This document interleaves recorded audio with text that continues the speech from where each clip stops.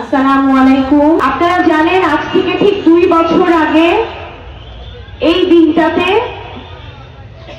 আমরা জানতে পারি যে তৎকালীন প্রধানমন্ত্রী বাংলাদেশ ছেড়ে পালিয়েছিলেন এবং শত শত মানুষের রক্তের মধ্য দিয়ে তিনি দেশ পার হয়েছেন। আমাদের শেরপুর সদর সহ শেরপুরের 3টা আসনেই শহীদ আছে এবং আমাদের অসংখ্য জুলাই যোদ্ধা আমাদের শেরপুরের সন্তানরা আহত হয়েছে, অনেকেই বিকলাঙ্গ হয়েছে, কারো কারো চেহারা বিকৃত হয়েছে, কারো হাত পা ভেঙে গিয়েছে, আবার কেউ কেউ মহান আল্লাহ তাআলার কাছে চলে গেছে। তাদের কষ্টের বিনিময়ে আজ আমরা একটি স্বাধীন বাংলাদেশ পেয়েছি, যেখানে আমরা স্বাধীনভাবে কথা বলতে পারি। আমি, আপনি, আপনারা, আমরা সকলে আজ অ্যাটলিস্ট আল্লাহর অশেষ রহমতে জেলখানে তো আমাদের কারো যেতে হচ্ছে না, হচ্ছে বিনা কারণে।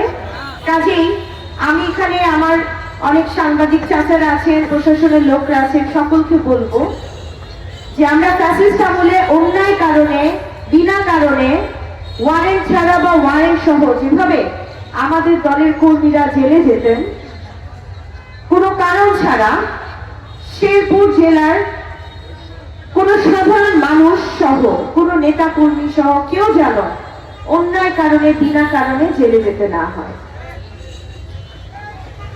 আমাদের শেরপুর জেলায় শহীদ মাহবুব আছে, সবুজ আছে, সৌরভ আছে, এরা সহ 14 জন যারা শহীদ আছে তাদের আত্মার মাগফিরাত কামনা করি। আল্লাহ এদের পরিবারে তাদের বাবা মার মনে শান্তি দেখ এবং এই দুঃখ এই কষ্ট ভুলার তৌফিক মহান আল্লাহ তাআলা তাদেরকে। আজ 5ই অগস্ট আমি সকালবেলা যখন শেরপুরের উদ্দেশ্যে রওনা দিই, আমি দেখতে পাই আমাদের জুলাই গণ অভ্যুত্থান শহীদদের জন্য যে স্মৃতি জাদুঘর করা হয়েছে সেই প্রোগ্রামটা সুন্দর করে সাজানো হচ্ছিল। তখন মনে হচ্ছিল যারা আজ বেঁচে নেই তারা যদি আজ এই আনন্দ এই উৎসব দেখতে পারত তাহলে তারা সত্যি গর্বিত হতো। একটা কথা না বললেই না, জুলাই আন্দোলনে সাধারণ মানুষ, ছাত্র জনতা, বাংলাদেশ জাতীয়তাবাদী দলের সমস্ত নেতাকর্মী, তৃণমূল পর্যায়ের সকলে সহ সকল রাজনৈতিক দলে কিন্তু একসাথে আমরা মাঠে নেমেছিলাম। সুতরাং এটা বলা যায় জুলাই কারো একক অবদান নয় এবং এই জুলাই আন্দোলনের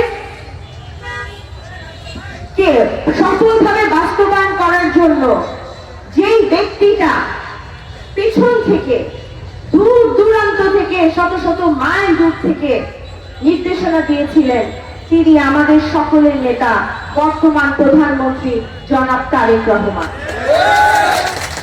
যার নির্দেশে যেভাবে আমরা পেরেছি আমরা মাঠে ঘাটে নেমে কাজ করেছি।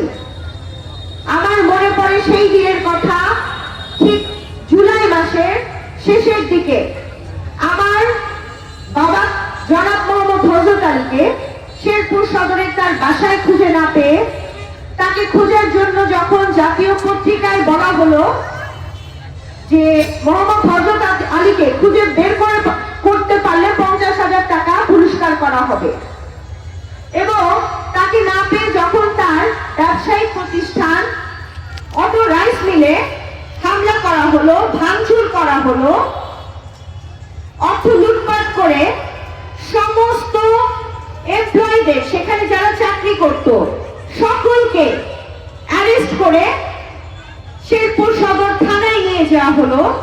সেই দিন আমি বুঝেছিলাম এবার আমার পালা, এবার তাহলে আমার রেডি থাকতে হবে, যেহেতু আমার বাবাকে খুঁজে না পেয়ে তার ব্যবসায়িক প্রতিষ্ঠান হামলা করা হয়েছে। পরবর্তী পরবর্তীতে আমাকে খুঁজে হবে। কিন্তু আমি একটি মুহূর্তের জন্য ভয় পাইনি। তখন আমার একটি 1.5 মাসের বাচ্চা ছিল।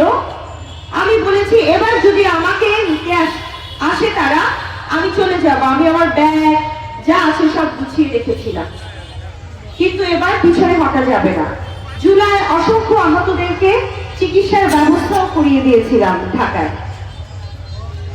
এবং আমরা যারা জিয়ার সৈনিক, বাংলাদেশ জাতীয়তাবাদী দলে বিশ্বাসী, আমরা সকলে একসাথে কাজ করেছি ফ্যাসিস্ট সরকারের দীর্ঘ 17 বছরের অন্যায় অত্যাচার থেকে মুক্ত হওয়ার জন্য, এবং আমরা সেটা পেরেছি। কাজেই বর্তমানে এখন যদি আর কোনো ষড়যন্ত্র নিয়ে মানুষ মাঠে নামার চেষ্টা করে, সেই ষড়যন্ত্র আমি বিশ্বাস করি আমার শেরপুরের সর্বস্তরের নেতা কর্মীরা রুখে দাঁড়াবে ইনশাআল্লাহ। কারণ এরা তৃণমূলের সেই পরীক্ষিত নেতা কর্মী যারা রোদ বৃষ্টি বাদলকে ভয় পায় না।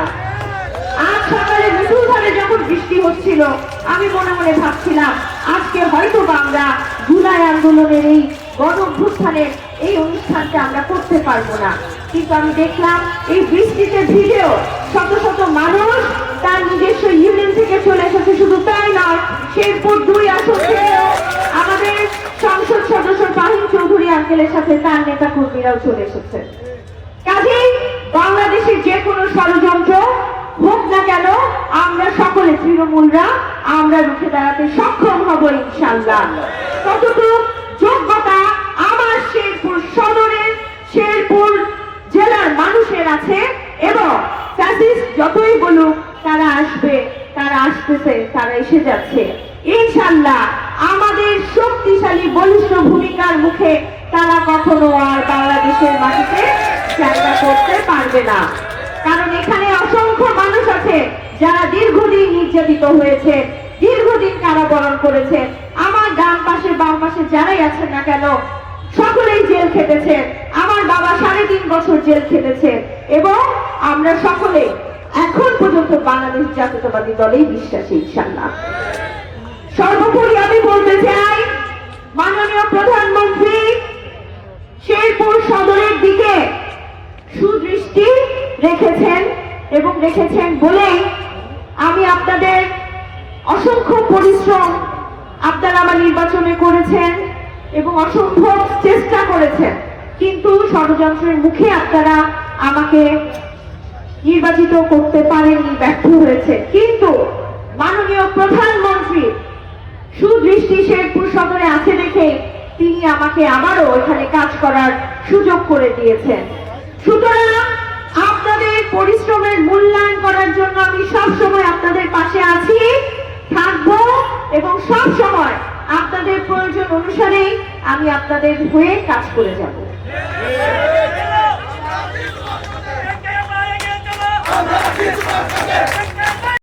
এবং আমি শেরপুর সদরে আপনাদের যেন কোন রকম কষ্ট না হয়, সরকারি প্রণোদনাগুলো যেন আপনাদের কাছে এনে শেরপুর সদরের উন্নয়ন করতে পারি, এটার জন্য আমি সর্বোচ্চ পরিশ্রম করব, এই প্রতিজ্ঞা আমি আপনাদেরকে করে গেলাম। এবং 5 বছর পর যেন আপনারা সকলে এক বাক্যে হেসে বলতে পারে যে আসলে আমাদের শেরপুর সদরের উন্নয়ন সম্ভব হয়েছে। প্রিয় চাচারা, চাচিরা, ভাই বোনেরা আমার, আপনারা যে যেখান থেকে দাঁড়িয়ে দেখছেন, আপনাদের কাছে আমার একটি কথাই, সেটি হচ্ছে এই 5ই আগস্ট আমাদের জন্য একটা খুশির দিন হলেও এই দিনটাকে আমি শোক দিবস মনে করি। কারণ অনেক পিতামাতার সন্তান হারিয়েছে, অনেক পরিবারের বাবা হারিয়েছে, অনেক পরিবারের মা হারিয়েছে। তাদের জন্য ওই দিনটা আনন্দের না, শোকের। কাজেই আমি তাদেরকে আবার স্মরণ করে বলতে চাই, মহান আল্লাহ তাআলা তাদেরকে জান্নাতুল ফেরদৌস দান করুন যারা শহীদ হয়েছে, এবং তাদের পরিবারের প্রতি আমাদের সবসময় ভালোবাসা থাকবে, এবং সরকারের বিভিন্ন প্রণোদনা তারা পাবে ইনশাআল্লাহ। এবং জনাব তারেক রহমান সাহেব সবসময় জুলাই যোদ্ধাদের পাশে আছেন এবং থাকবেন। আমি আপনাদেরকে আশ্বস্ত করতে পারি। আর পরিশেষে আমি বলবো, এই বৃষ্টির মধ্যে আপনারা যে কষ্ট করে দাঁড়িয়ে আছেন, আপনাদের অসংখ্য ধন্যবাদ। আপনাদের এই পরিশ্রমের মূল্যায়ন মহান আল্লাহ তাআলা একদিন অবশ্যই করবেন ইনশাআল্লাহ। এটা বলে আমি শেষ করছি। সকলকে ধন্যবাদ, সকলে ভালো থাকবেন।